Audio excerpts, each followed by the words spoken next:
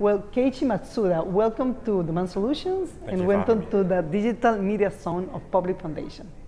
So we are very excited to have you. You are a true millennial because tell us your age and how young you started to doing what you call hyper reality. Well, I'm 32, so I think I'm on the upper end of being a millennial. You look like 22. I think I still just about qualify.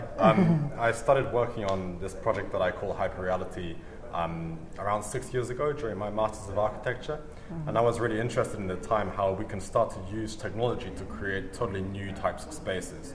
So I made some concept films which ended up doing well on the internet.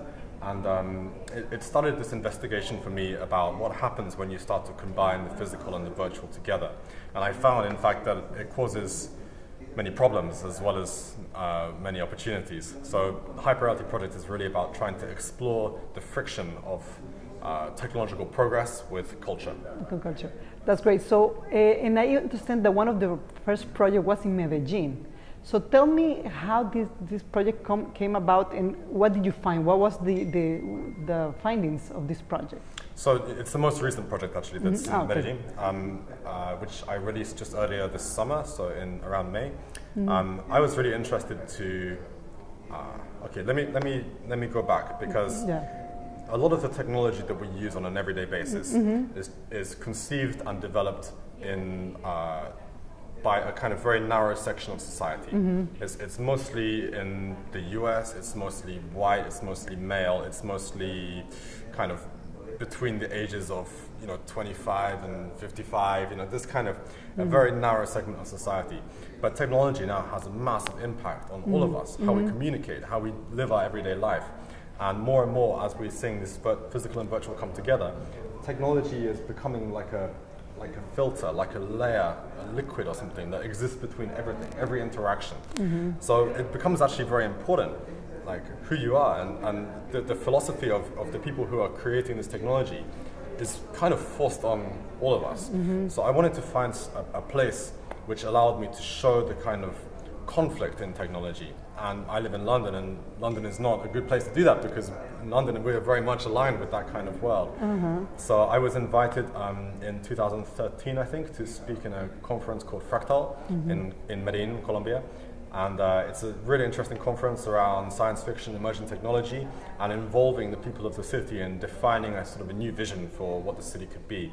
So I had lots of great conversations with local people, and I ended up thinking this would be a perfect city to have my idea of hyperreality.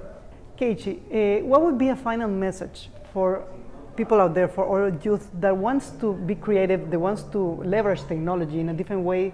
They don't know what to do, they don't know which way to take. What would be an important message for them? Well, it depends who they are, I suppose. Are you talking about people in... No, creative people, because this is a creative industry, it's an event, and we want to encourage people that they have talent, that they know they are starting to use technology to be more creative, to be more out there. So what would be a message or I think in many ways the creative industry is told by other industries that it's not very important. It's not like a big contributor to finance or whatever people care about now. But I think people in the creative industries therefore feel like they can be, like they're not responsible for anything. Like you just make some fun stuff and then everyone's happy and you show it in an event. But it's wrong. Creative people should become more responsible. They should take responsibility for the future. Think about where the world is going. If you don't like it, then it's your responsibility to change it.